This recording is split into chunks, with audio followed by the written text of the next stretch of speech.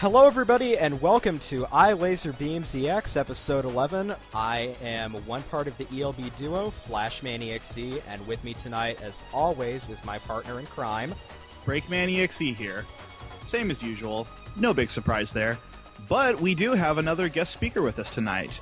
We are joined by Carda. You may know his name from netraptor.org. Go ahead and say hello to the folks tonight.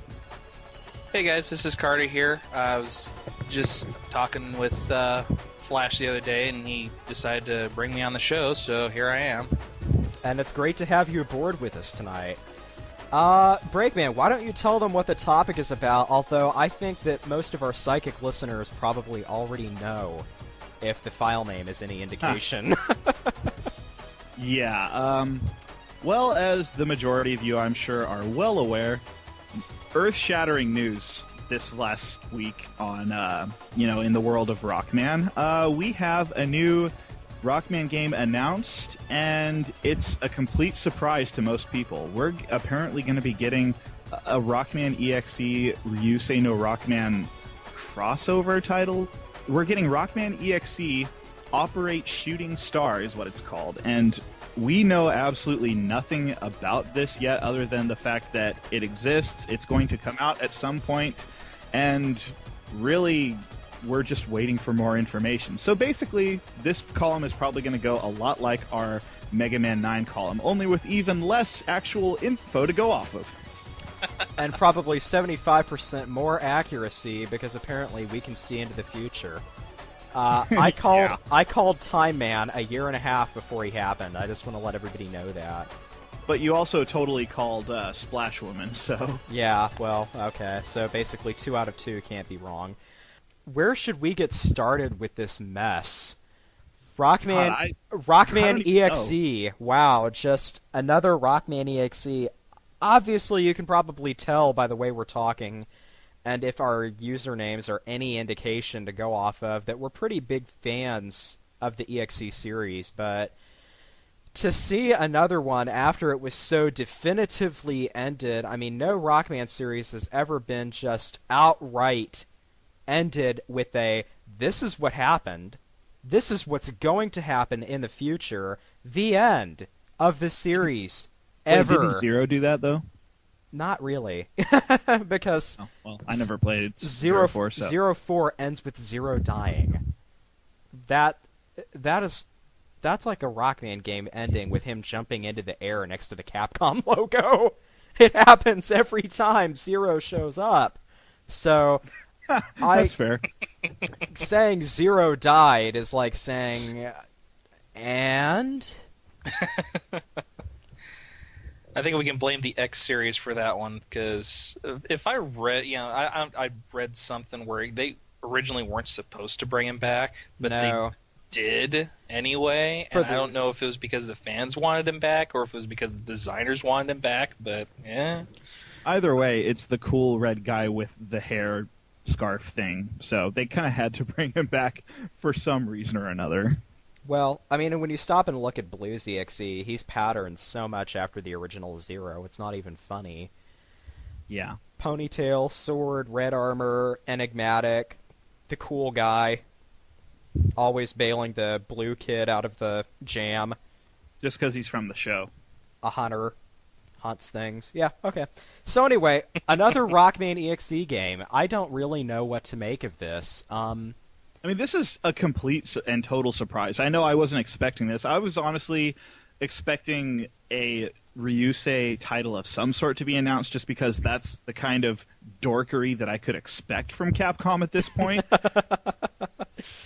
But having it be an EXE game simultaneously, I didn't see that coming at all. I mean, No. Some people will claim, "Oh, saw it coming a mile away," but I honestly think they're full of it, so... Yeah, this one really came out of the just kind of out of left field, and the fact that I think it's EXE with Star Force, I don't know. It kind of makes me feel like this is maybe a testing the waters thing. I mentioned this to Carda the other day. Do tell. It seems to me like Capcom is throwing the proverbial bread out onto the water to see if to see if this idea will work, and to see if people will they support Rockman series crossovers, so that they can get around to eventually doing it with Classic and X, explaining just what happened between this utopian future with, crazy zany scientists and occasionally malfunctioning cartoon character robots to 21XX, where everything that was right is wrong again. And it surprises me that they haven't tried to do this before. I mean, it almost seems like a no-brainer. It really does. And at this point you've got so many Mega Men. I mean, why wouldn't you give it a shot at least? Honestly, I think Capcom's scared. Truthfully, I think they don't know what direction to take the Mega Man franchise in. And it's such a good cash cow for them because, I mean, stop and consider how many millions and millions and millions of Mega Man titles have sold. And we've got so many people interested in this game that's over 20 years old. I mean, the Mega Man franchise is arguably, if nothing else, it's Capcom's most successful, commercially speaking, series, and it funds all of their other projects probably very well. I can't imagine they're losing money on the Mega Man games. I really can't. And the fact that they keep throwing in Mega Man references in their other series, like I know at least Dead Rising, and I think possibly one or two of the Resident Evil games. I'm not sure, but because I don't play that genre of game anyway. But right, the fact that they keep putting those references in shows that they understand where their success comes from to some extent, at least. Right. Prime example, there are various fighting games like obviously the MVC titles, and as of recently, Tatsunoko versus Capcom. I mean, they understand why they've gotten this far and what has helped them get them this far. So right. So Rockman EXE operates Shooting Star. What is this, Capcom? What is it? We don't even know. You can't just give us a name and a 2-year-old picture of both Rockman shaking hands in this wonderfully touching passing the torch scene, and that just be it. Give us something to go off of. Should we be looking forward to this or dreading it? And see, one unfortunately, screenshot. That's all I ask. Yeah. Yeah. Seriously, we have no idea what this is, and this is where the insane, wild speculation that is roaming the net like wildfire comes in. Epileptic trees, baby. I mean, we're right here, and we have we don't even know what genre this is. This could be an FPS for all we know. We have nothing to go off of. This could be a Mario Party clone, and we still would, have no clue. Yeah. So. This could be Rockboard 2. This could be Mega Man's Scramble Battle. I mean, we don't know what this is. And it's unique and interesting to me that they would choose to cross over two series, and probably, realistically, I would say EXE and the Star Force series are probably more connected in terms of overall feel than Classic and X are. Because Classic is so cheerful and bright, and X is so dystopian and dark. Whereas with EXE and Star Force, it's basically the same general concept. I mean, people in outlandish clothing with some kind of cyber monster that goes around with them, and they battle other people to collect their trading cards so that they can use their catapult turtle to launch their dragon champion toward your castle, shattering its flotation ring. It's Stop. like... Screw the rules, I have plots. Screw the rules, I have green hair. But, I mean, seriously, it's like, what are they doing with this? What is the idea behind this game? Honestly, one of the things that keeps going into my head is that it's an attempt to make something work because, I mean, let's face it, EXE as a Rockman series is one of Capcom's arguably most successful. EXE and is on that same financially, EXE is the most successful Rockman series today in terms of number of games sold. I mean, not only is Mega Man Battle Network 4, God, why 4? Why? What's wrong with you, Japan? Mega Man Battle Network 4 is arguably not only one of the most successful Mega Man games in the series, it's one of the most successful Game Boy Advance titles in history. It sold so many units. So, I mean, the EXE series has been arguably very successful. But see, on the flip side of that same page, Ryusei no Rockman is one of Capcom's lowest-selling Rockman series, and so that's why I see this as maybe just kind of a ploy to squeeze more money out of something that's not doing very well. Honestly, I mean, I think on its base level, we can look at this title with, ironically enough, I mean, we can look at this title and say that this is essentially one last push to see if the Star Force series can move on and continue to be successful. The funny thing is that according to its fans, the answer is a resounding yes, but the sales data does not reflect this. No, that's the interesting thing to me, because Star Force has not been successful compared to previous Mega Man incarnations. I mean, I'm just gonna come out and say this. Okay, when you look, I think a lot of Star Force's gimmickry is its multiple copies of its games that they cite as sales numbers. Because look at Mega Man Legends and Mega Man Legends 2. I seem to recall they were greatest hits titles. I seem to recall that they were very well received. I seem to recall that they are the games that are frequently cited. Can we please have another one of these? You look at Star Force, and most game...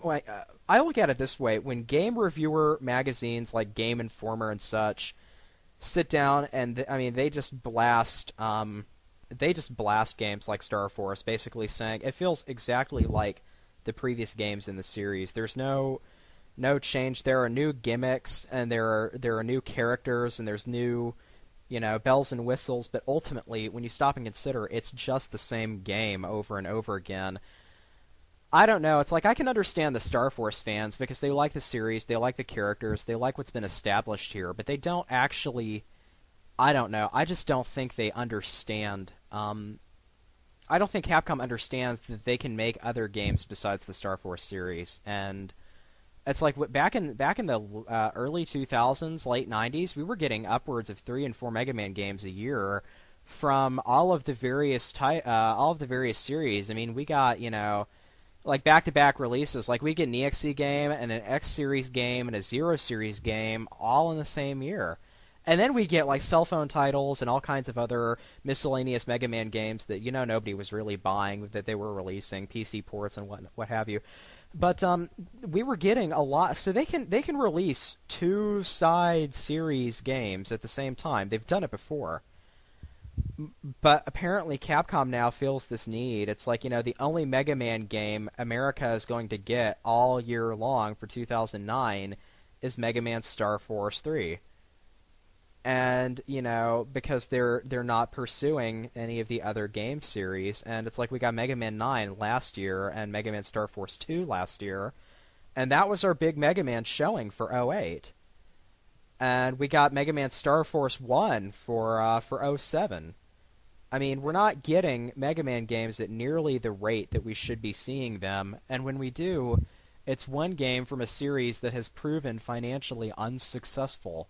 The numbers just aren't there, Capcom. I don't see the need to keep churning out Star Force games. So I think at its base level, we can look at Operate Shooting Star and say that this is a ploy by Capcom to make their most popular series carry their least popular one.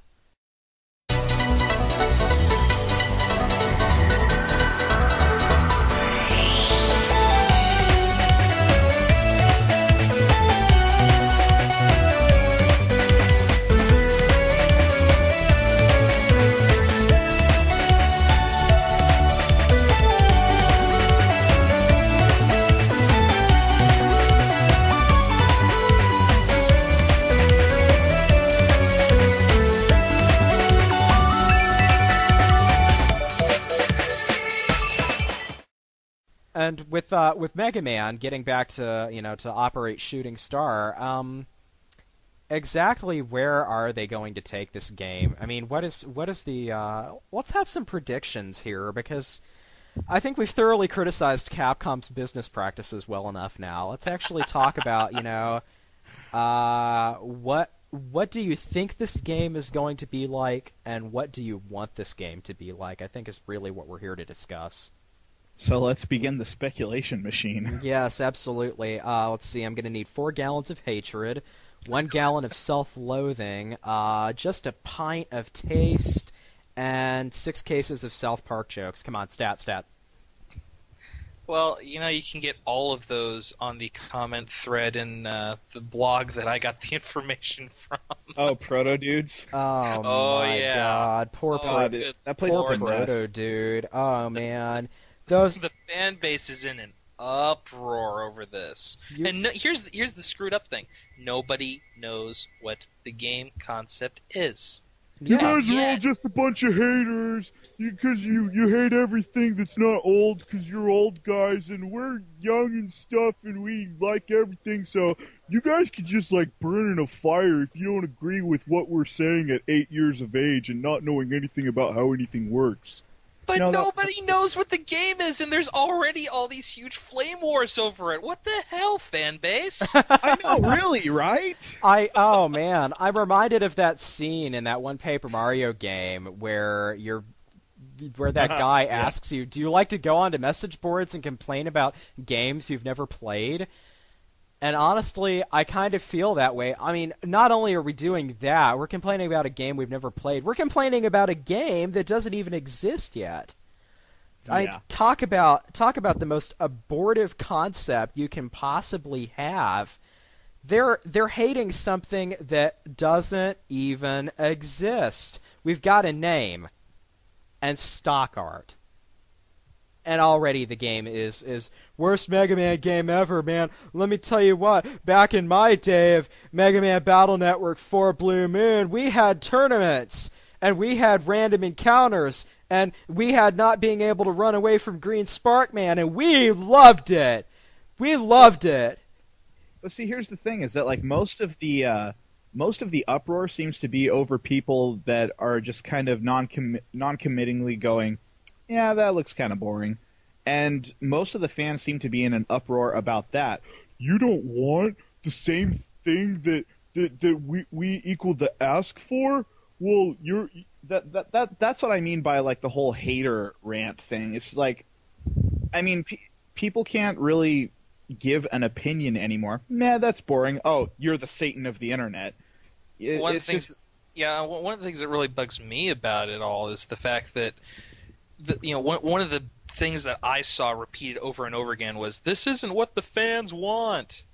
No. Okay, let's take that sentence, deconstruct it. This isn't what I want. You in saying this are attempting to speak for the entire fan base, which you can't, because as we've seen, there is a huge disparity between various sections of the fan base. I am cautiously optimistic. I just hope that please, for the love of all that is good and holy, do not change the Battle Network battle system to the Star Force one. Yeah, that is my biggest wish for this game. I do not want behind the back locked into one row for EXE. I'm sorry. I mean, that was bad enough in Mega Man 9 when apparently Mega Man forgot how to slide and charge his Buster. Okay, I was like, yeah, I understand why you guys are doing this, but no, don't do that to me. But with this, oh man, it's like I don't know. It's like Breakman said, it's a 3D game. You can move a you can move a camera. We were talking about this game. Yesterday. This isn't a sprited battlefield where you're only going to get to see one angle because that's what the artists drew. This is a 3D game. If I want to see this battle from the side and slightly over the top, then that is my God-given right, and you can't take it from me. You can't lock me in the back row and hand me my super green energy shield and my rapid-fire buster that I would like to be able to charge every now and again. I mean, I like the Beast Buster idea, don't get me wrong. That's a neat concept, but you would be surprised how much you actually miss charging holding down a button and charging your buster for some reason, rather than not firing your buster and letting it charge. It seems really weird when it's done that way. It's Out of curiosity, did you happen to watch the footage that they had up of the tournament for Star Force 3? Oh, yeah. That last fight. They're both, hopping back and forth, left, right, left, right, left, right, left, right. And I'm just kind of watching this going, what? There would be so much more tactical movement if you could actually, step forward and backwards. Yeah, exactly. Like, I tried watching that for about 3 minutes, and when I saw them just doing that for the majority of the battle and then throwing attacks that hit absolutely nothing, I was done with it because there's no variety to be had there. I mean, seriously, it's like, honestly, it's like watching... It's like watching two people play the card game War, and it's like, okay, this is basically just random chance. There doesn't feel like there's any strategy in Star Force at all, and it's Star Force 2 is exceptionally bad about it with Auto Tribe King, which is this overpowered transformation. I mean, you think Beast Out is bad in EXE6. Tribe King is basically all of your attacks automatically do double damage to begin with. So Holy crap. You enter this, wow. And normally the way Tribe King is supposed to work is you have to have all 3 of the other transformation cards in your folder, and you have to be able to draw them all in order, and then you can enter Tribe King in the battle. So it's not something you get every battle, it's something that you get in like really long, extended ones. But there's a way to, using the power of the touchscreen and the Kaizo system, basically, you can turn Tribe King on automatically, and it'll come on in every single battle. There's just one very minor problem. Apparently, Capcom had this major oversight where they did not disable this feature for linked battles, either online or from DS to DS.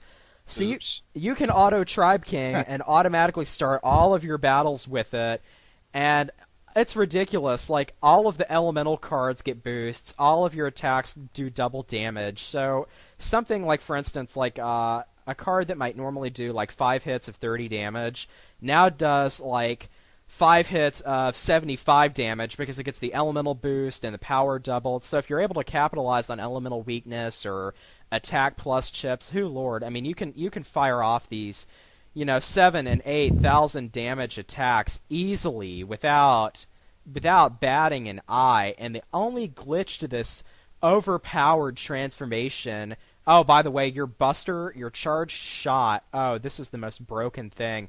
Your charged shot shoots 3 consecutive wide shot attacks that are grass, fire, and lightning in elemental. So, and they all hit at basically the same time. So, wow. And they do like 50 points of damage apiece. So, my God, it's just this overly broken transformation, and it basically, for what it's really, really good for, like, no joke, seriously. Ophiuchus Queen will do something like 1,140 points of damage for her Giga card, which normally does 550 points of damage. It's this huge laser Gorgon Eye that shoots down one row. So it's basically like, if you know how Laser Man works, you know how Gorgon Eye works. So Tribe King doubles that, and then if you manage to hit something that it's weak to, it's a wood card, then it doubles again. You can just basically destroy certain bosses in just no time flat in this game. Like, I started going through my records, I'm like, let's see, Bubble Crab record, 1 second, 7/10 of a second, 3 seconds, 2 seconds. I think, like, no joke, seriously, like, the longest one it took me to fight was maybe something like Apollo Flame at 4 seconds, and that's still enough to max out his SP card completely. And so I'm sitting here thinking, wow, this is so completely... It's basically just how fast you can hit the A button, and that's it. You win. Awesome! So it's Gate Magic duels all over again. Exactly. They went exactly back to that all over again. And I mean, you know how bad EXE2 is, and that you can almost always get Gate Magic right off the bat. There's like no There's no skill required to it. It's just basically luck of the draw. And you can standard gate man if you really feel that need to, so that you can be guaranteed to pull those wins and fans. Yeah. And if not, oh well, addition system. But yeah, really. I'm sorry, yeah. And so I'm kind of worried that they're going to do something similar in the future, you know, in this game. How is the battle system really going to work? Because I think... And you know what? Come to think of it, we're assuming that that's going to make it an RPG-style game. You would kind of just naturally assume that, considering what each type of game really is and how they function, you know? Yeah. But with the exception of how the battles actually work, they're both, like, nearly identical, really. Yeah, exactly. Yeah. And even the battles are just locking you in one row and forcing you from behind the shoulder, giving you a slight... You know, that reminds me. You know that image... Oh, sorry. No, that's it. That's all I was saying. Oh. You know that image that was posted on Protodude's blog where it's like, okay, guys, don't get in an uproar about this. This is just someone's rendition about what it might look like. Yeah. I'm very worried if they decide to do that because, me too. I mean, this goes against everything that we, like, knew and loved, and... the sad thing is that I could see them doing that as an attempt to, well, maybe people just don't like the Ryusei engine because it doesn't have the blue guy from the last one that was really good. So let's put him in there and see if people will buy the other ones now. I don't like Ryusei because the main character is an exceptionally emo, I'm sorry, I hate to use this term, wankst, okay? That's just what it is.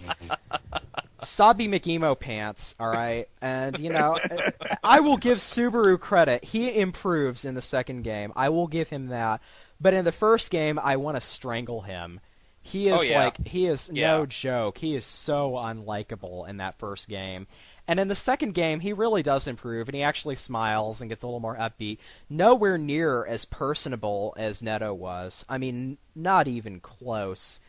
And even then, wasn't one of your complaints that he and Warrock don't seem like they're on a close enough basis with each other? I hate to use this term, but yeah, they don't seem like they're on the same wavelength at all. I mean, pardon the radio pun, really, but it's the truth. They're not on the same page. And you look at, you know, it's like I can understand Rock and Neto because, I mean, come on, they're twins. They might as well be the same person. But I don't know. I don't feel it with Warrock. It's almost like this, I don't know, he has like that kind of Vin Diesel sensei sort of feel to him. Like, this is from some bizarre, random action movie where it's basically this, you know, rough and tumble Bruce Willis kind of guy taking in that kid from the Karate Kid. It's like... Now I'm going to be hearing Vin Diesel's voice with his dialogue. You weren't already? I mean, haven't you heard the voice acting in Star Force 3? I'm interested in looking at... I'm actually interested in getting Star Force 3 and playing it because something about the new system with the transformations looks actually kind of interesting. But... Okay, hang on a second. I can unmap Vin Diesel, but it'll come at a cost. Oh, gosh, what? Okay, now I want you to visualize Warrock speaking like Don Corleone. Hey, I can't visualize it. No, you know that we have the things to exterminate on the Wavernets, right? So I think we got to go out there and sort of get this job done, you know what I'm saying? You know, we're going to go up to the Spade Magnets and give him an offer he can't refuse. You know what I'm saying about that? He gonna be sleeping with the fishes if he does. He'll be sleeping with Bubble Crab and Cancer Bubble and Crab Damage Massive Man tonight, if you know what I'm saying. We attack his weak point for massive damage. Giant enemy crab, you know what I mean? No, okay, we're not doing that anymore. But either that or maybe alternatively Mark Hamill's Joker for that would be awesome. That would actually probably be really awesome. Subaru, my old friend. Yeah, really. You know, getting back to Rockman here, as much as I hate the one row locked down behind the back thing.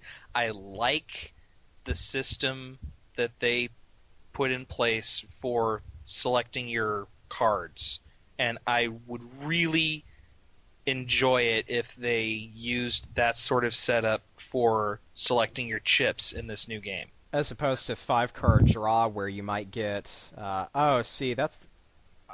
do you have a problem just with the chip code system, or what? I hate the chip code system. I hate it with a passion. I can understand the philosophy, but the biggest thing about the chip code system is if you Unicode your folder, you're guaranteed 5 draw every turn. Whereas with Star Force, you're not going to be able to pull all of those cards in one go unless they all come up white. Or actually, I've managed to pull off quite a few where I only had about half of them were white cards, and yet I still was able to pick all 6 cards up in one draw. And that wasn't just a rare thing. That happened quite a bit when I was playing through Star Force 1. Huh. So maybe your dice rolls were just sucky or something. Yeah, I rolled a 1 and my DS gave off that telltale sign of a misfire and exploded in my hands.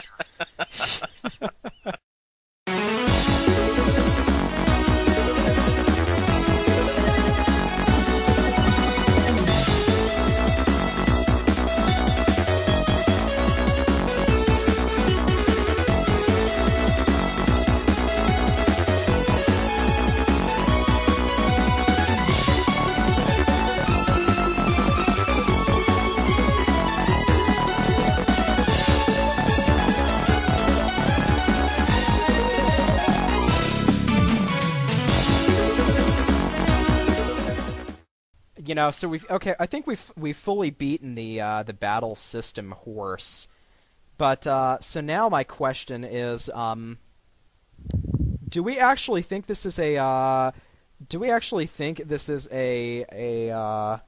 RPG style game? I mean, is that basically the assumption we're going to go off of for this conversation? That's what I'm going off of. Yeah, right. Same here, because I mean, you consider. It's the logical choice, of course. It's the logical continuation, because if it's supposed to be a crossover from one action RPG style game to another action RPG style game, the logical conclusion is that anything that merges the two is likely to be an action RPG style game. I mean, 1 + 1 is 2, It's not 11. It's not 11, no matter what the public schools tell you. So, ouch. See, I was homeschooled my entire life, so I can point to that and laugh. If it's an action RPG, I'll be fine with it. If it's a platformer, I think I'd be fine with it. But what I don't want to see is just one of the series is, what the fans like about that particular series, whether it be EXE or Star Force, whichever. I don't want to see, the fans of either series getting, in an uproar because they got their way.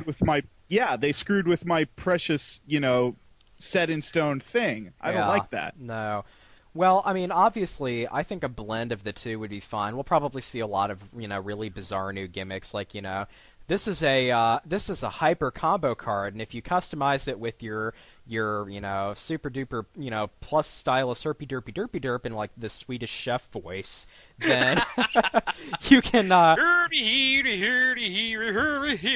exactly, and then you bring in the teachers from Peanuts to explain the rest of the game for you. They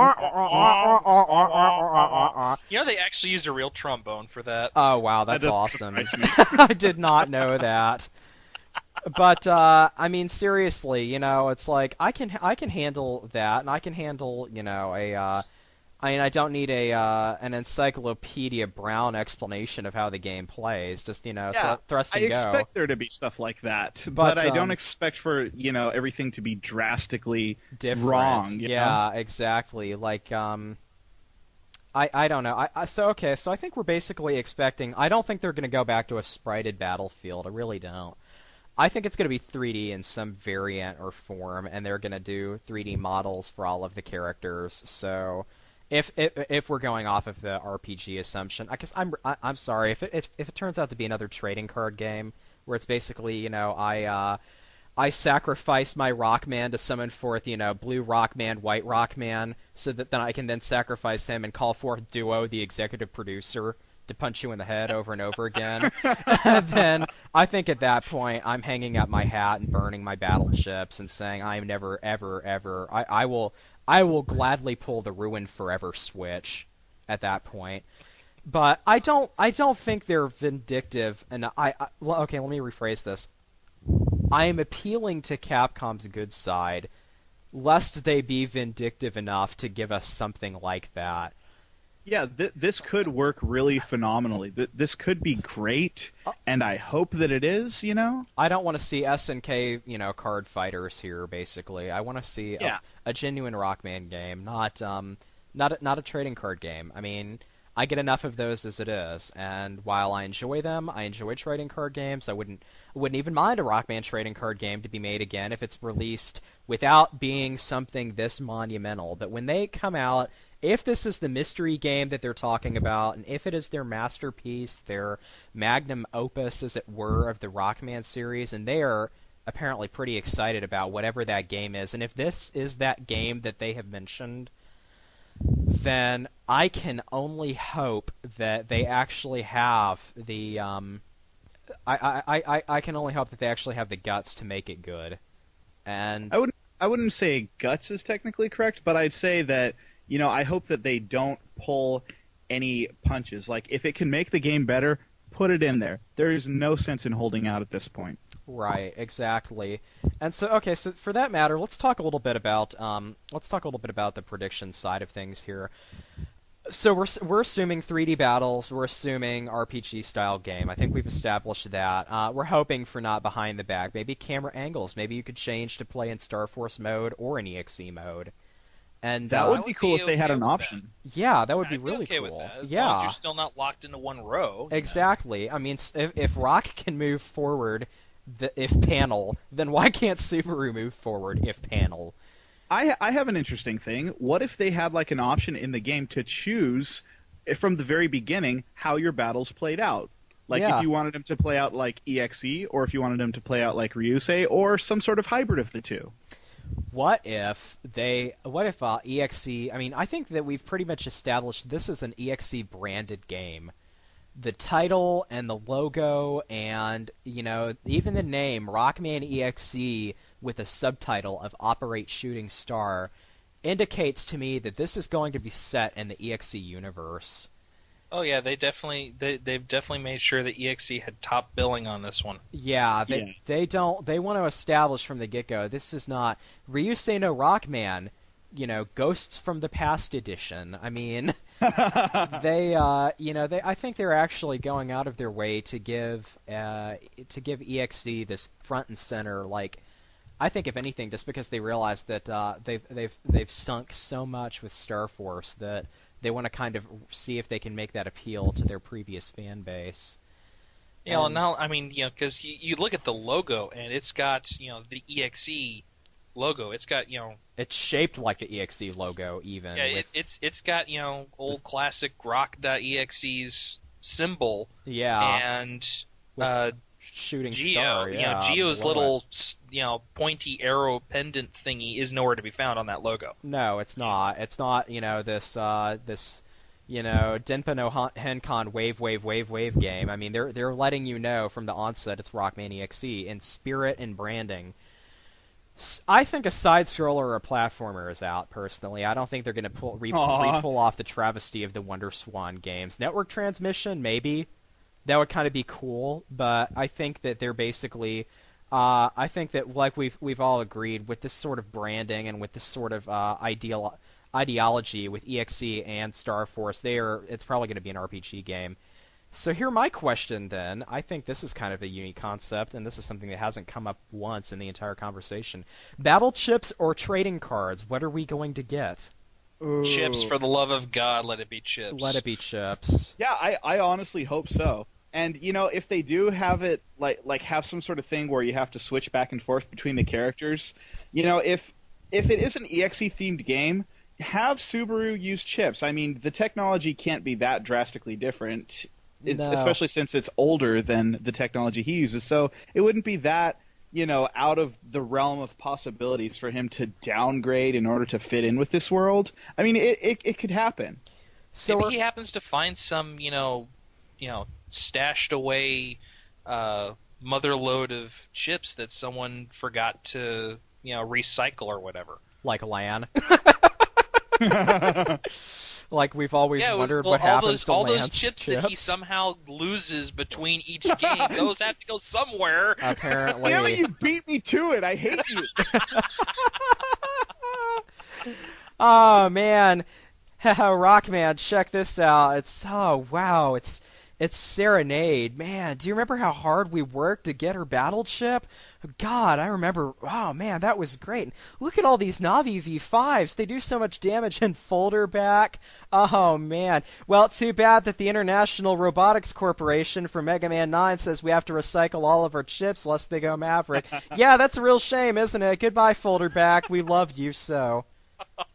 Seriously, I was mentioning this in a text convo with Carda earlier. Is that like you're like required to upgrade to the pets, and then they make all the old chips obsolete anyway, just to get you to spend more money. I can see the trucks with the sirens blaring through AC/DC town, going, "We have your old pets now, and we are not afraid to come into your house and reprogram and upgrade your personal terminal, lest you have old technology." And, Heil IPC!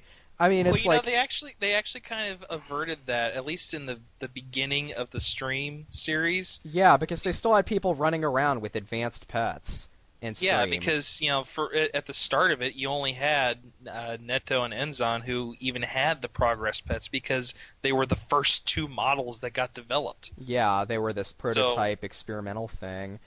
And, it was actually, that's probably why I think the Progress Pet was the most logical pet made, because it recycles the advanced and the Progress chips, and they could have just as easily done that with a Link, and they didn't. For whatever reason, they didn't.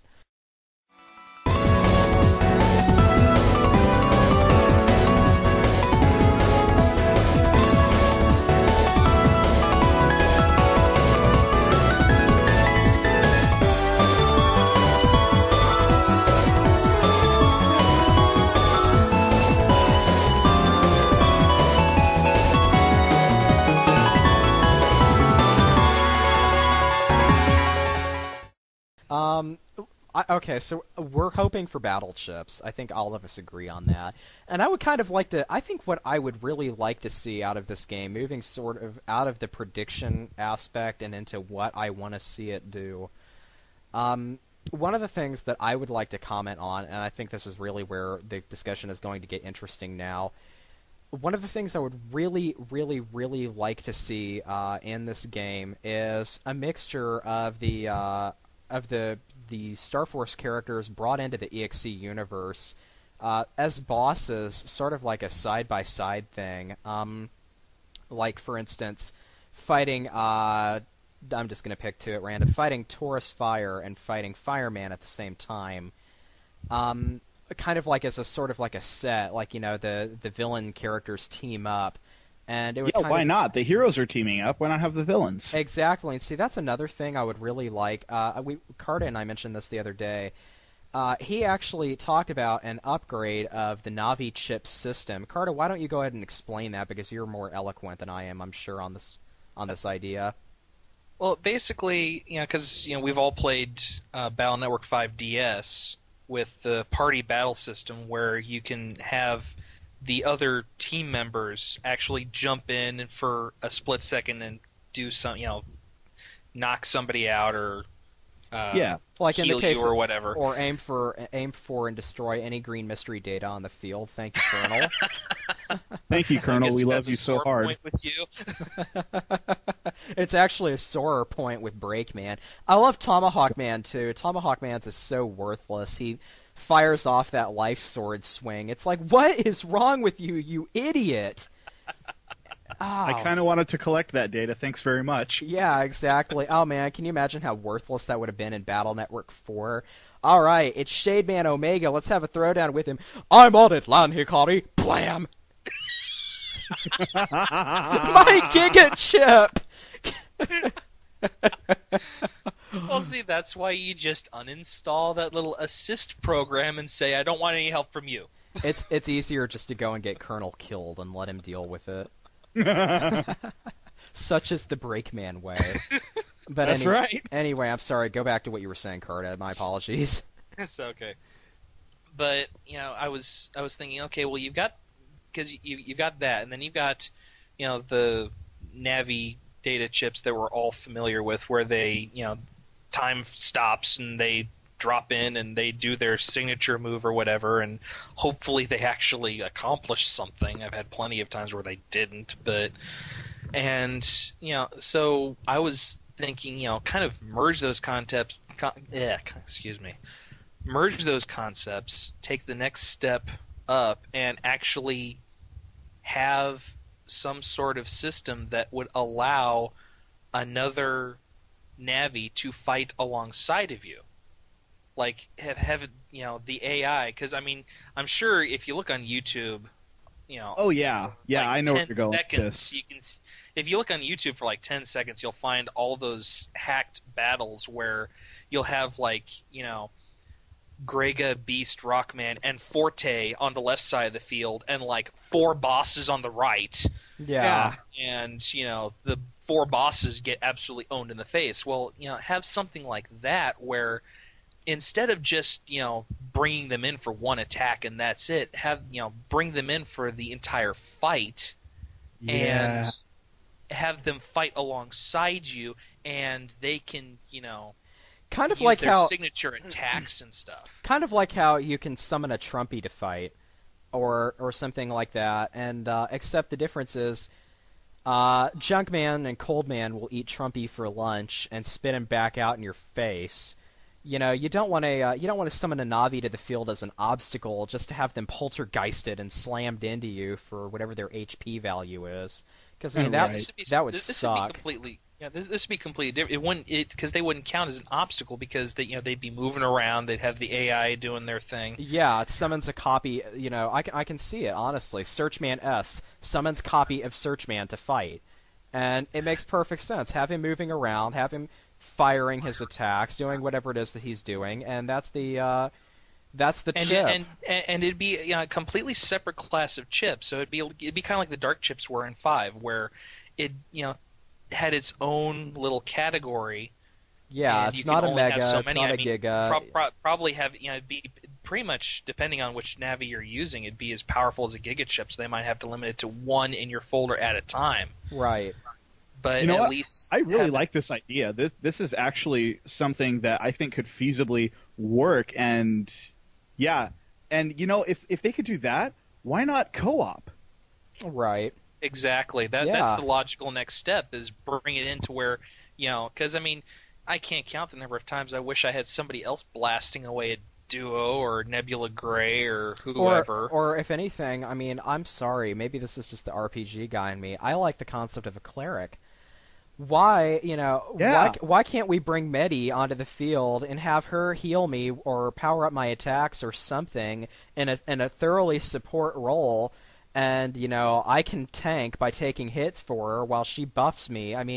What keeps that from happening? Really, truthfully, are they afraid it'll make the game too easy? I don't think so. You can't make a boss fight with Duo too easy. Or maybe it's just more along the lines of, this isn't something we want to manage. Yeah. But the more I think about it, the more it makes sense as a logical next step to take. I don't think it would take too much effort to add an extra step to recovery chips, like select a recovery chip that comes up and then just move a cursor to whichever person you want to use it on. Stuff like that, Yeah. And if it's, since this is a DS game we're talking about, if, they wanted to perhaps implement something like this, you could just drag and drop with the touch screen. Exactly, okay, I want you to use this chip and I'll use this one. It'd be real easy to do. I don't know. It's like they it seems like that would be a really logical and awesome idea, team battling in the Battle Network series. Why not? And it's like, they did it in Pokemon. They finally introduced the idea of double battles. And it's cool. I mean, it's cool having one Pokemon doing, various support moves while the other one is actually out and out attacking in a perfect team up. That would be kind of an interesting idea. And to have attacks that, have battle chips that could actually be helpful. Like, have your support Navi in the back doing something like summoning all of the seemingly useless crap like Trumpies that are going to get shot. You can at least, while the Trumpy is singing, you can stand in front of it and take hits for it, and the Navi in the back can maintain it with repair chips or something. I mean, it's like there's so many potential strategies. They could even have like their own little subfolder of chips they can use. You could put like chips in their queue every time you open the custom window, and you could have them use their chips, and then they can decide when to use them. I mean, we know that the computer is capable of using battle chips. We saw that in EXE5 when all of the DS Navis used their chips against you, so I still don't understand how a DS Navi can use Gundel Soul, but whatever. Team battling is a great concept, and I'm surprised they haven't added that in. Yeah, honestly, this is one of the best concepts I've heard in a long time. It really is. But another idea I kind of wanted to mention on that note is other improvements we could make for the EXE Star Force crossover game. I mentioned this earlier, and I'll just go ahead and say it again here now that we're on the recorder, so to speak. I would really like to see them finish EXE-ifying the Robot Masters that they never did from the classic games. Yes. Like Crash Man, okay? Why haven't we gotten a Crash Man EXE yet? I mean, that's why not? That's doable. He's from the second game. My gosh. And all of the other Robot Masters that they skipped over, like Hard Man, Centaur Man, Wave Man, Dynamo Man, Burst Man, yeah. Spring Man. It's like, why did these characters, for whatever reason, not get made into net Navis? You can see them working, and I guess they just ran out of games to put them in. But it's like, I mean, I don't mind having extra bosses and that sort of thing. That's actually a complaint I had with EXE5, is you fight the Dark Lloids in that game so many times. And it really gets boring fighting the same set of 4 Dark Lloids over and over again, because one of the things I really like about the Mega Man series is its rogues gallery. I like its very diverse, interesting set of villain and ally characters that the net Navis are a really interesting idea.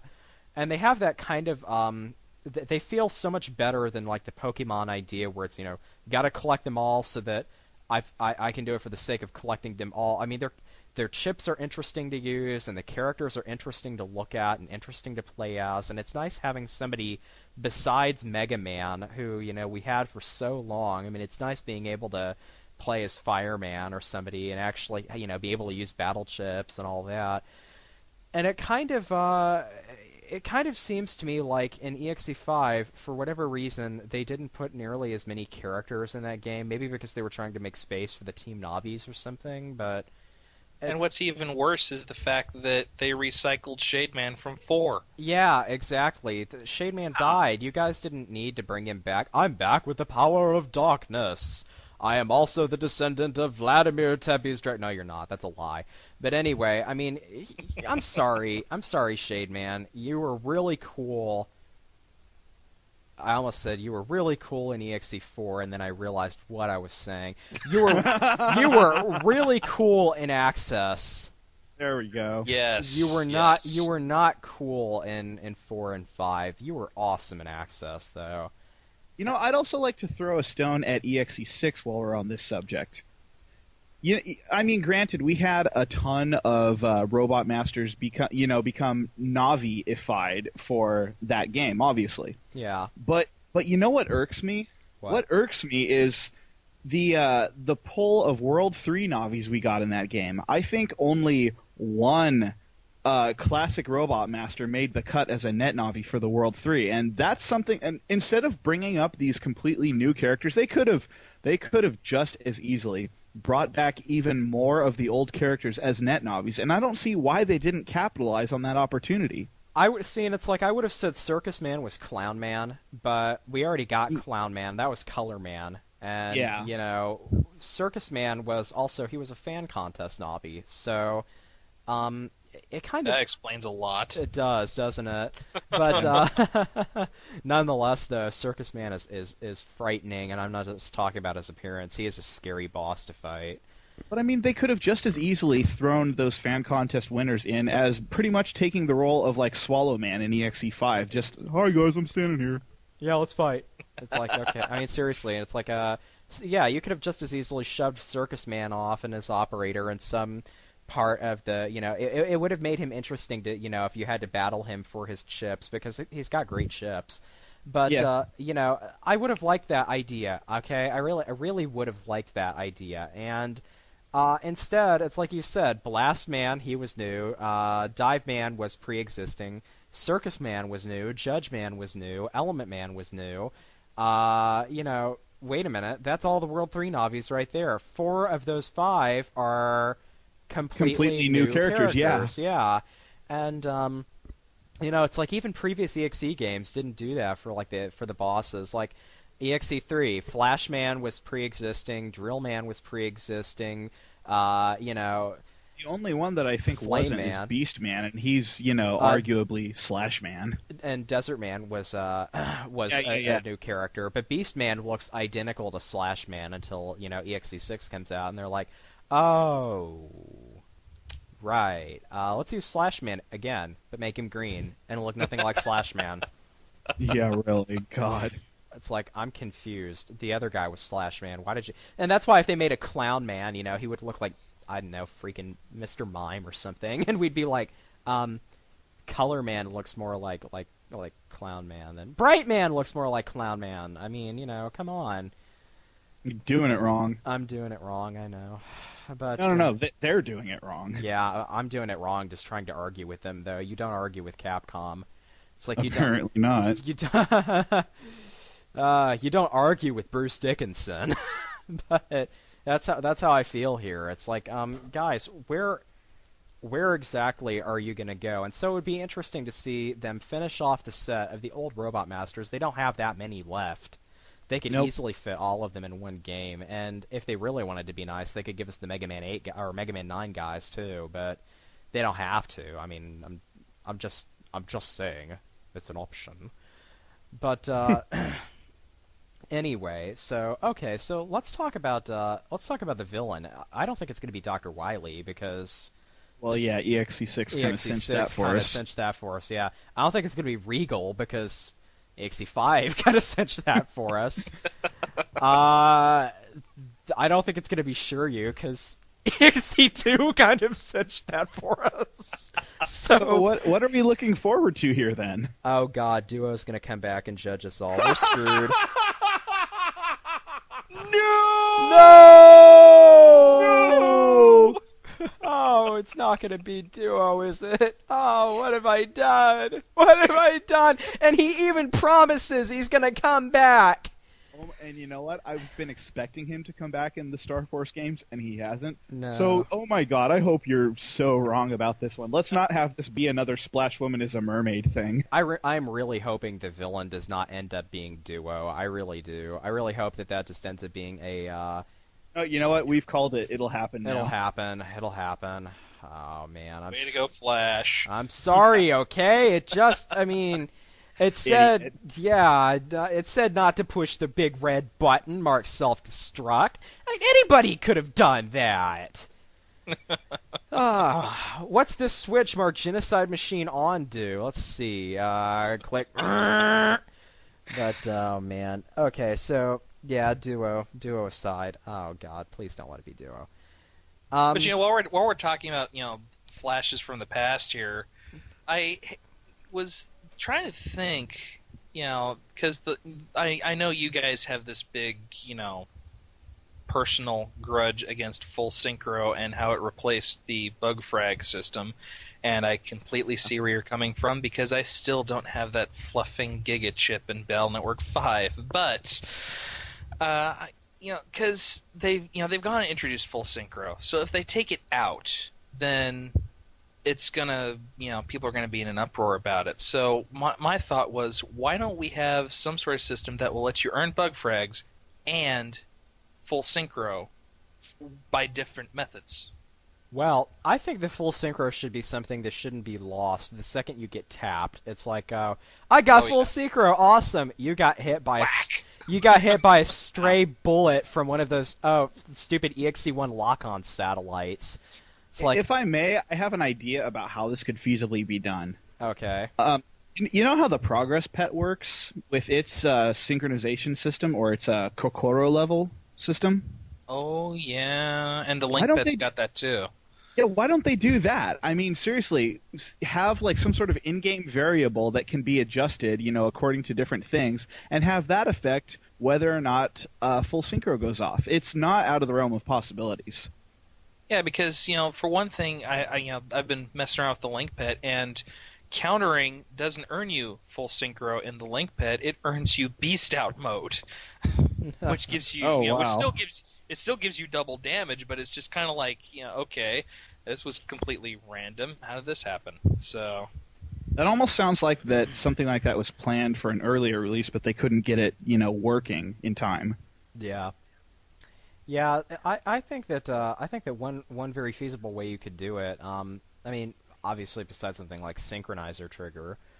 Yeah. I think that full synchro is. I think that should be your SP benefit for not taking the path of darkness. Maybe starting every battle in full synchro because you're being, you're on the light side. And whereas, I mean, it's like, with Dark Rock, I mean, the darker you get, the more insane Rock becomes until he just basically says, well, you're on your own land, and just decides to do whatever the heck he feels like at the start of each battle. Just like, for instance, I don't know, firing off your chips randomly at green mystery datas. My idea with the full synchro is, okay, if you want it to be something that you have to earn in a fight, okay, have it be something strategic. Right. I mean, don't have it just be something that might happen at random. To earn full synchro, make the player kill a virus without overkilling them. Right. Killing them with exact damage with a chip. Because it's got to, because the countering's got to be with the chip anyway. Yeah, exactly. So if you're gonna do the whole full synchro thing, make them earn it. Well, it's like I said, you should just start each battle with full synchro. I mean, it's like that should be. You don't really get a reward for becoming SP Mega Man because you can use the SP chips right off the bat as normal Mega Man. So it's not like you have to be pure of heart and pure of soul to be able to use them. I mean, the only problem that I see with starting off the battle in full synchro is that will be spammed in competitive net battles. Okay. Oh yeah. Well, then make the dark side have a benefit too.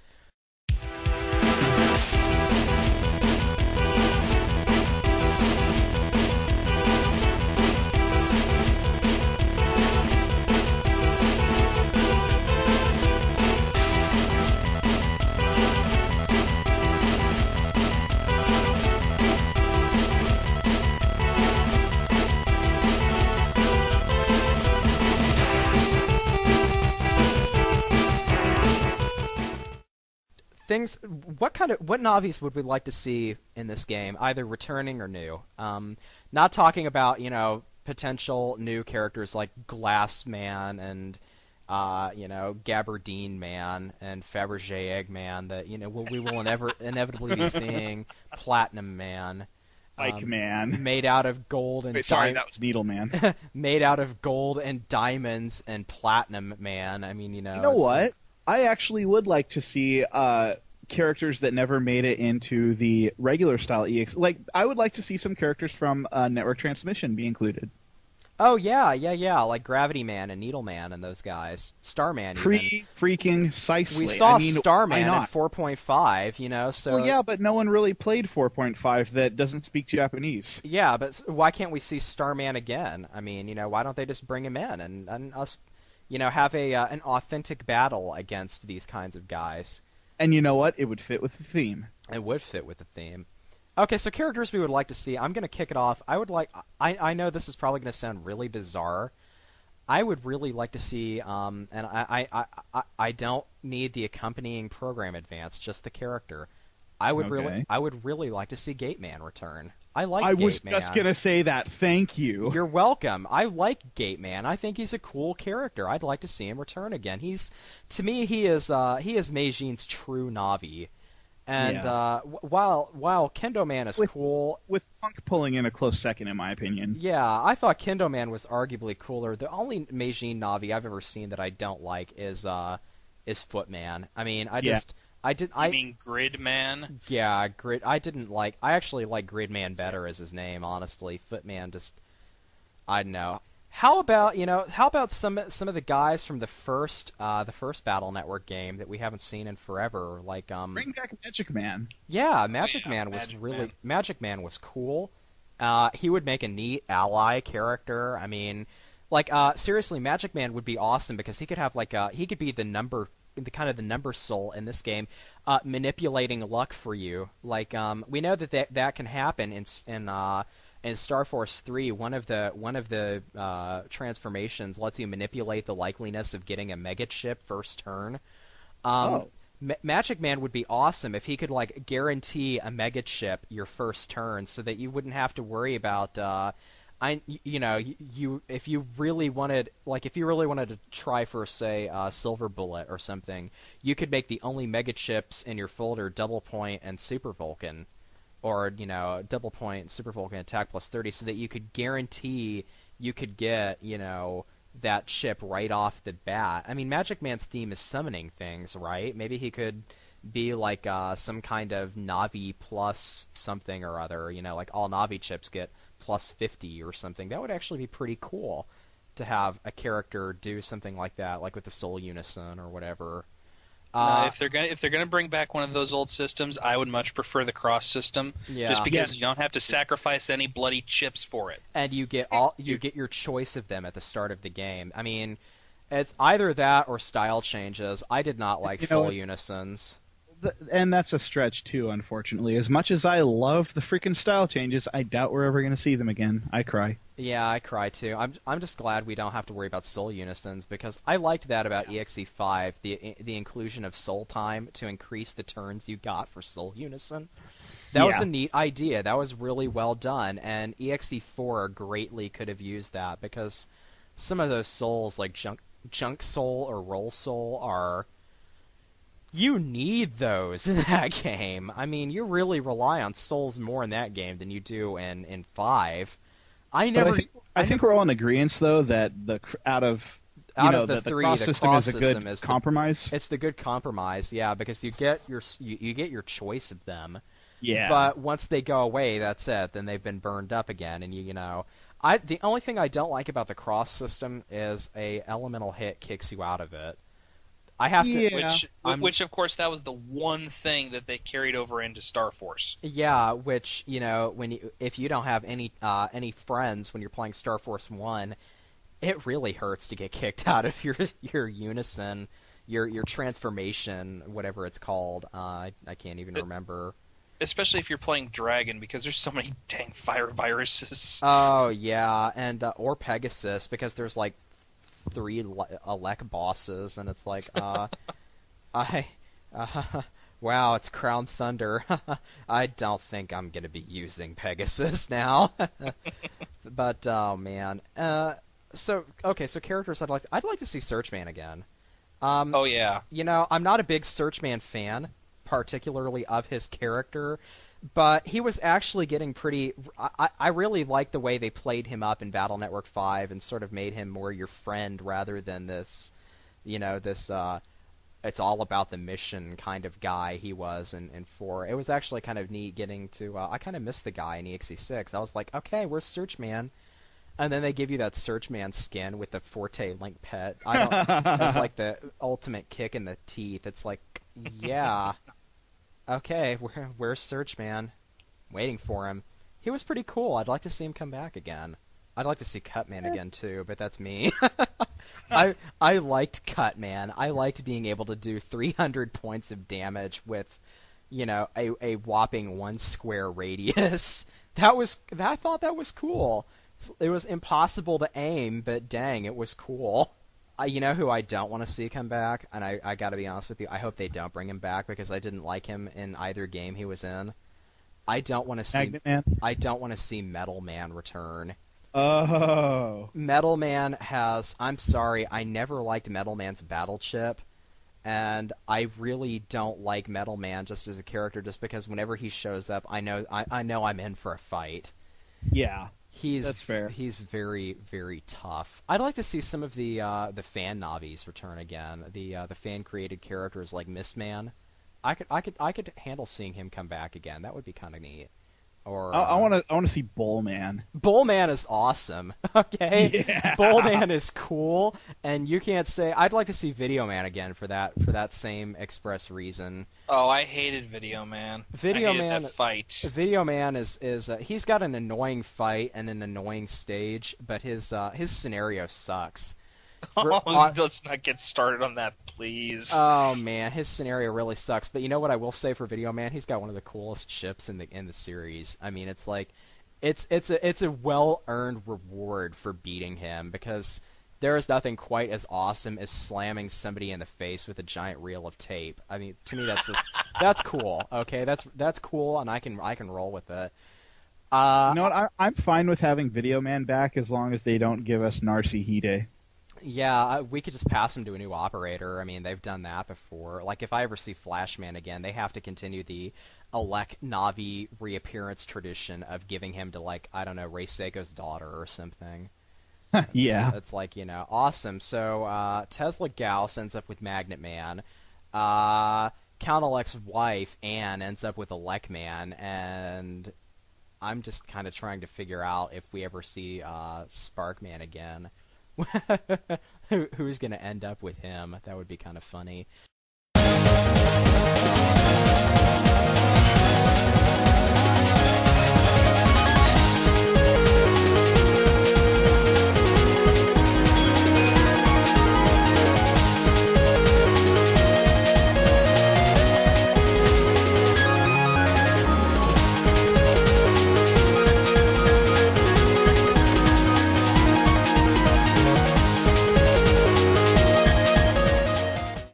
Oh man. Okay, you know what? Here's an interesting concept.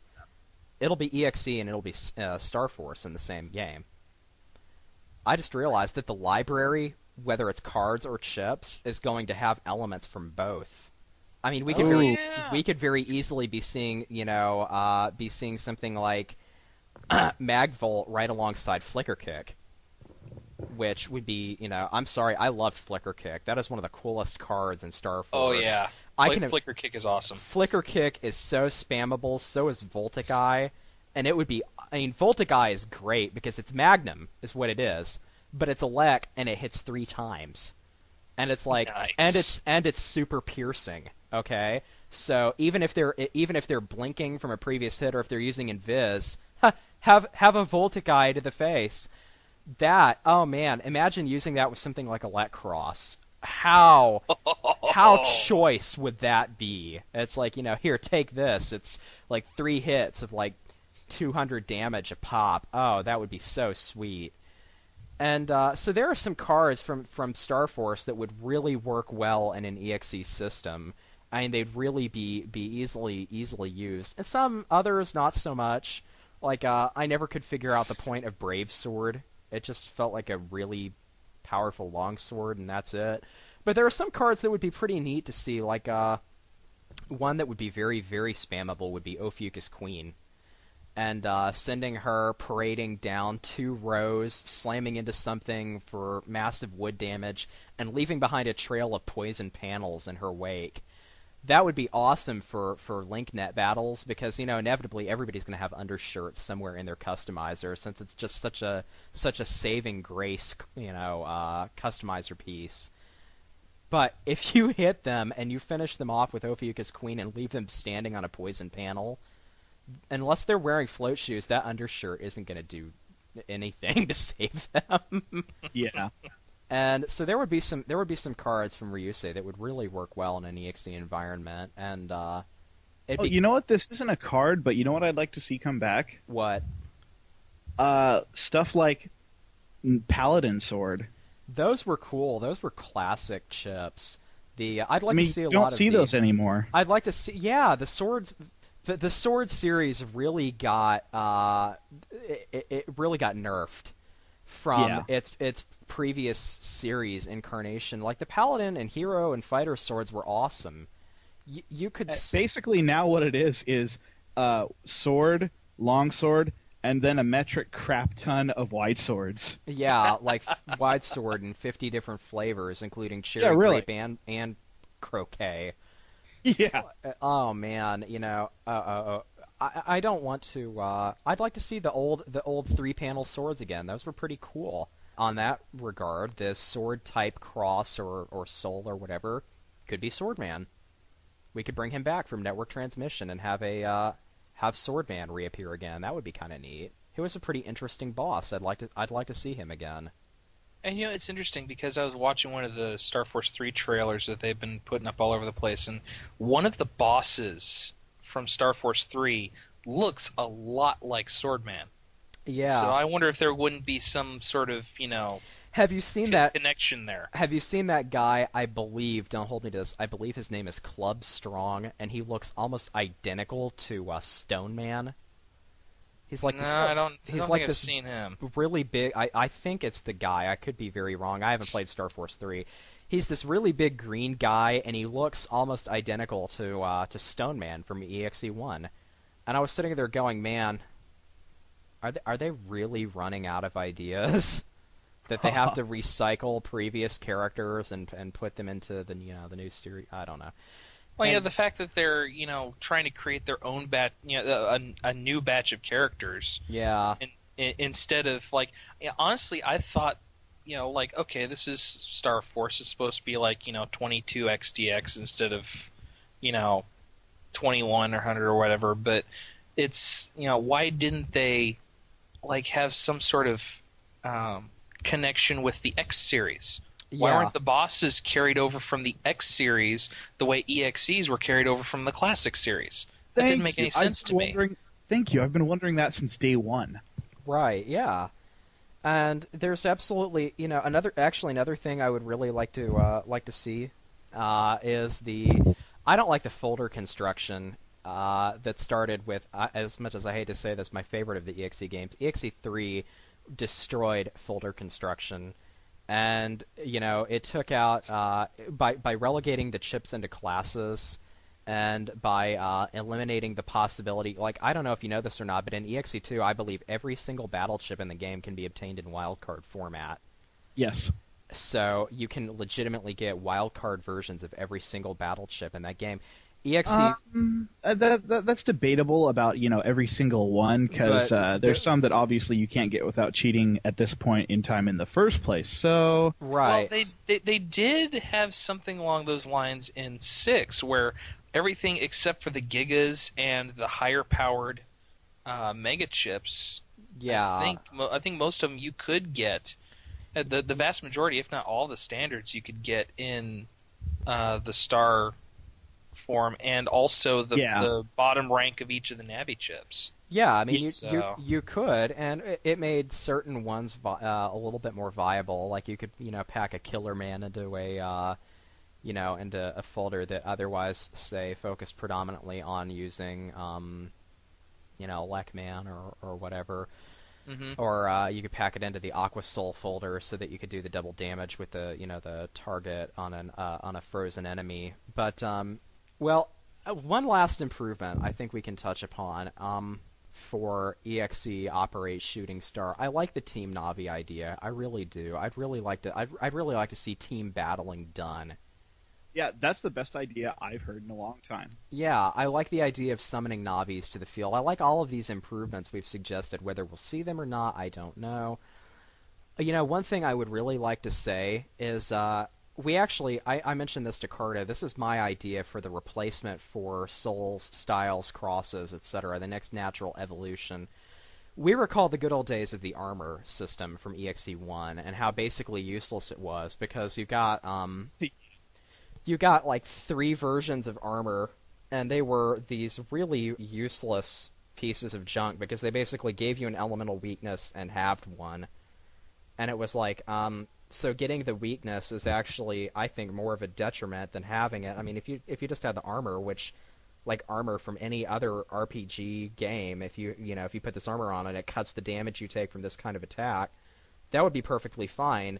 But I mean, it's like, seriously, can you imagine that in Final Fantasy, like going through a Final Fantasy game and getting, this armor, drops damage from fire-based attacks, but makes you completely susceptible to water attacks 5 times over. Why would you want to wear... That doesn't work. Why would you want to wear that? I mean, yeah, really. It's like, seriously, it's like, hey... Shop butter. Yeah, hey, check this out. I like your new vest. Oh, thanks, it's made out of oil. What? Like petroleum. It repels water but absorbs fire. Exactly. Yeah. I mean, seriously, it's like, can I just ask you not to talk on your cell phone near me? I wouldn't want you to kick up a spark. You understand. But anyway, that's how you feel. And my idea for the replacement for the armor style cross soul system change would be, one of the things that I mentioned, and I have always kind of thought about this, but my philosophy, maybe this is the manga and the anime, and maybe I'm reading a little too much into it. My philosophy is that some characters like Shuko, okay, I can't see Shuko programming Aquaman. I can't see Karo programming Toadman. I can't see all of these, these minor characters, and I'm not being sexist here. I don't think somebody like Teruo Jimon is smart enough to code Sparkman, okay? Oh, definitely not. I mean, to that extent, I don't see Top Man's operator doing that either. Yeah, exactly. Like, I can't see and admittedly, he confessed to actually creating Top Man, which is what's so funny. But I can't see certain characters coming up. Like, somebody like Dex, I could see coming up with Gutsman, okay? I always got the impression that Dr. Hikari made Roll as a gift for Mail, because she looks exactly like a female Rockman, so it would make sense to me that she was patterned off of off of him. That I'm perfectly fine with.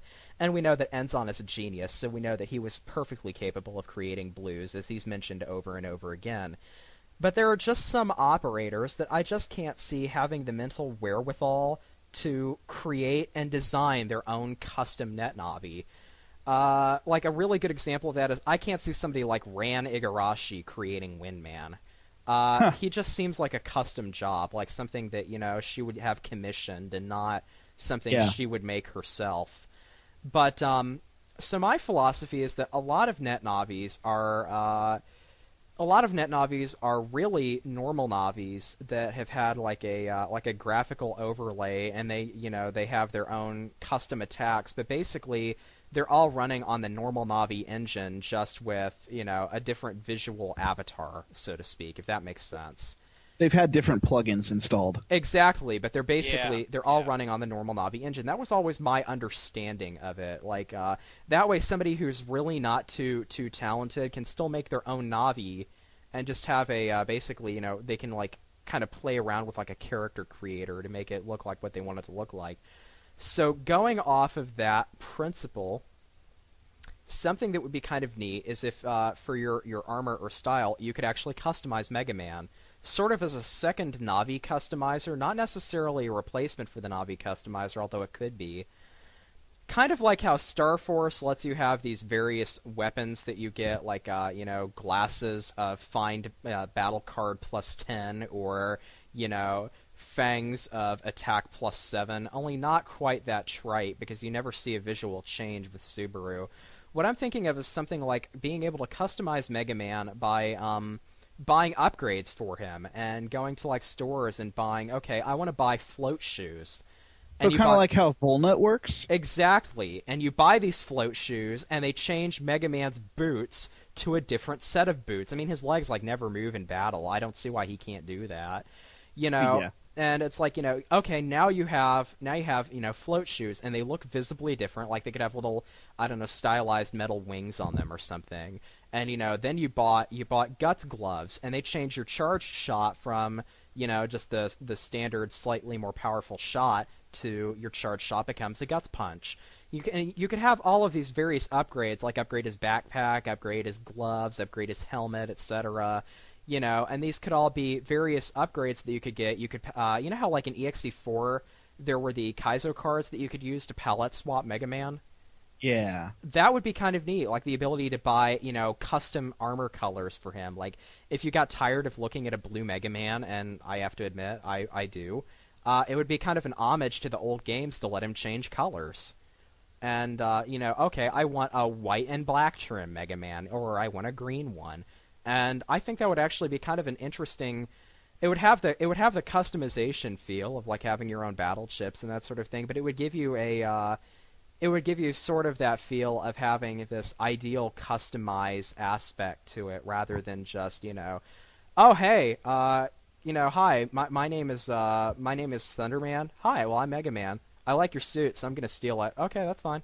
And then you see Mega Man running around cosplaying Thunderman. It's like, that's neat, and it's a cool concept. I mean, I like the various, character armors, but... Yeah, and we understand why you did it, but, let's try something else, huh? Yeah, I mean, Star Force 3 kind of already does it, and that, granted, all of the character armors are themed after characters, but you can have, like, Libra Ophiucha armor, or you can have, like, Crown, Cancer armor or whatever, and it's like the Crown style with the Cancer color scheme, and you mix and match the two suits together. But that would be kind of neat to see Mega Man do. Basically, if I want to customize my Mega Man, why can't I do that? I think that would just be a nice natural evolution. It would give you a it would also make strategizing a little bit differently done too, because if you wanted to have float shoes but you didn't want to take up the space for body pack or float shoes in your customizer, you could buy that and then have those boots, and that's a really good point. Yeah, I think that would be kind of a neat idea, sort of external storage, so to speak, but another customization option.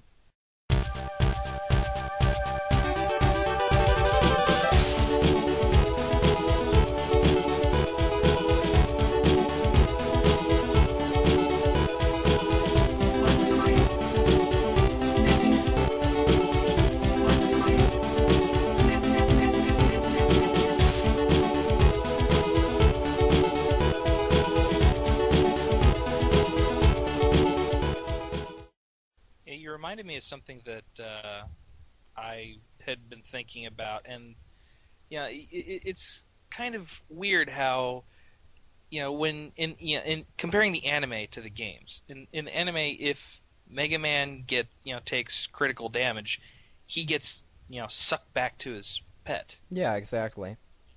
That doesn't happen in the games. He gets deleted just outright. Yeah, exactly. It's like, so if in the anime there's a fail-safe to keep your navis from being deleted unless there's unless it's like supreme overkill, or unless it's plot specific, like hi, I'm Pharaoh Man, I'm gonna shoot Mega Man with this piddly little laser. Yeah, because they needed Mega Man to die there. It's like, okay. Yeah, but honestly, if we're going to be combining EXE and Star Force into the same game, how are you going to balance Rockman EXE with this alien dude who can be Rockman in the real world? Well, the only thing that makes sense to me is to finally bring cross-fusion into the games. Yeah, exactly. Yeah, I could see it happening. Yeah. And the interesting thing with that would be, you'd still have the internet and or Wave Road, maybe there's some, merging between them. Maybe they're transitioning from the old to the new or something during the plot of this game. Right. They could do they could do the whole dimensional area thing, and that would work just fine. Those could basically be levels in as of themselves. It would also kind of put Subaru on the a... thing about it is you'd have the parts like on the internet where you've got Rock EXE running around and doing something, but if he dies, instead of getting the stupid game over screen, just have him get sucked out, and you might have to start the whole puzzle area all over again, but at least you wouldn't have to lose your entire freaking save if because I mean that's the thing, you have to be save happy in this series. Plot-wise, that would also put Subaru on a much more even playing field, because I mean, if he's able to just like jump up and wave change, and then run around in the real world in his awesome Rockman costume shooting at things, then basically that would give him an advantage nobody else in EXE has, since even the copyroids can't use their chip attacks, and they've only got the strength of the average human adult. As they painstakingly noted in EXE6, that, this is why the copyroids can't be used to take over the world, because we've basically made them completely useless puppets. Yeah, that's accurate. Yeah, but, bring in if you bring in the cross-fusion element, then, okay, then you can have, this big boss fight where, if you run out of hit points, yeah, game over. Yeah. Because exactly. it's not just Rock getting deleted. It's he's dead. And so are you. He's gonna die if he takes that much damage, sort of thing. So, but it'd be more that way it'd be kind of more balanced between the two. Which I realize that it is supposed to be an EXE game with Star Force in it, but at the same time, if you bring characters into it, you're going to have a huge disparity between, hi, I run around on the internet, lols, and hi, I can, manifest in the real world, haha. Yeah, exactly. It's like I said, Subaru having this great advantage that nobody else would have. Not only that, I mean, can you imagine how useless he would be in a battle situation? Oh no, guys! The important mother computer at the official center is being hacked.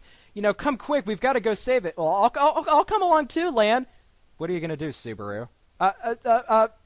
Offer moral support. Yeah. No, thanks. You can just stay that's like here. saying, "Hi, I'm Mega Man on the internet." Oh yeah, well I'm Mega Man in real life. Yeah. Why don't you learn not to play a plastic guitar buster, Mega Man, and play a real instrument like mine? You're wearing a dog on your hand. What's a nice dog? I mean, that is a good point. If you're going to have both the characters, how are they going to interact? The wave roads and the internet. Yeah, exactly. So my thought is, if there's no time travel involved, which we've all pretty much kind of gotten to the point where we're just like, well, it's very likely, but it may be a case where even if there is time travel involved, how are we going to correlate the old internet, which is all computers and wires and stuff, with this quote unquote new technology of radio waves, lols. Yeah, exactly. Yeah, my thought is, maybe they're in a, during this game, maybe they're in a transition period. Maybe they're, switching from the old net to the new net, and there might be, some sort of, My idea of the plot is going to be, I think we can all pretty much agree that Clock Genius is going to be the link between the two worlds, and that he's going to be the time traveler that draws them either as that wacky, absent-minded professor, look at my invention, or as this malicious, evil character that is time-jumping back and forth to do things for whatever particular reason. Maybe he wants to alter history. But Clock Genius is probably going to be what draws the universes together, in which case I could see like the Ryusei bosses being characters running around in the real world causing problems, since they can all manifest in the real world, and then the EXE villains are the ones causing trouble on the internet. And so when it's a real world crisis, Subaru has to go stop it, and when it's a internet crisis, then they can provide support for each other. Like Subaru can jump from building to building, allowing Lan to run across a bridge or something to plug into this computer he wouldn't be able to reach before, and stuff like that, I guess. Maybe. Or, Lan could be stuck in a situation where he has to be, like, horrendously exposed and out in the open in order to plug in, and Subaru has to cover for him to make sure that he doesn't get injured. Yeah, exactly. That would be awesome. Yeah, well, it would be teamwork, and it would at least make sense, because, I could see that happening. Like, let's say, because, like, a lot of those things, like, if it's an internet disturbance, somebody on the internet is causing this radio tower to broadcast malicious waves or something, and it's causing all of the Magikarps to evolve into Gyarados too early, or I don't know, some kind of if they're doing some kind of something that the internet crisis needs to be resolved. Lan can go plug in, and if he can't make it to the area for whatever reason because of a distortion or something, then Subaru can help out. Or maybe, just maybe, the radio guys can upload themselves to the internet somehow, and it'll all be internet-based. I don't know. Well, that's a good point, because there is the comp spaces in Star Force. Yeah, exactly. So they can do that already. So maybe it just so happens that this whatever time travel thing goes on happens to be inside a computer, because if you plug in any of the EXE games into Star Force, you can see that there is that possibility of a connection there. Right, yeah. And another idea is you have to keep in mind Subaru doesn't operate Warrock. Okay, the two fight as one, since they're already pretty much in that whole cross fusion theme. So you have to keep in mind, I can honestly see that working, like him being the real world Rockman for what he needs to be, and Lan and Mega Man operating on the internet. So if an internet problem is an internet problem, they can fix that. And like I said, oftentimes I can see how they would combine two bosses together, like Fireman and Taurus Fire, or Freeze Man and I'm drawing a blank. What's that guy's name? The Yeti from Mega Man Star Force 2. His name is not coming to me. Anyway, basically characters like that, characters that have similar themes, like Wolf Forest and Snake Man causing disturbances or something, Ooh, you just made me realize something. Yeah. If Subaru can jump into the computer spaces. Right. What if, they could tie that in with our team battle idea? Absolutely, that could make sense. That would be so badass. Exactly. Because then you could pick which character you wanted to play as, depending on whether or not you wanted to go with Shield and Rapid Fire Buster or Charge Shot. Charge Shot, yeah, and of course. Well, there we go. And that would be awesome. That handles both scenarios, while at the same time not necessarily limiting us to behind-the-back gameplay. Yeah. That'd be awesome. It would be awesome. I actually think... you know what? Okay, here's what we're going to do. We're going to go to Capcom, and let's see. We're just going to go in and say, okay, we're doing this game. and that's that. We'll recruit about half of fanfiction.net to help us out. And then, good lord, no, not I was okay. I just wanted to see if you guys were still listening to me, or if you tune me out every time I open my mouth. But seriously, you know what? I actually think that this game has an amazing amount of potential. Now let's watch all of our predictions not come true, except Duo. Except yes, that'll be the one that does. That'll be the one that does. Absolutely.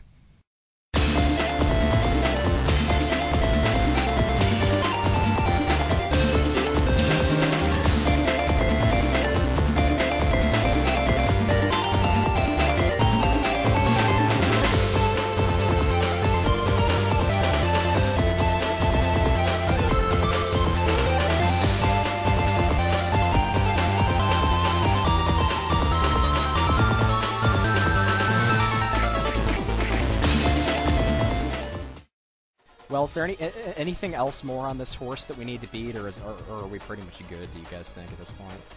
I think we're at a good stopping point. I think we are, too.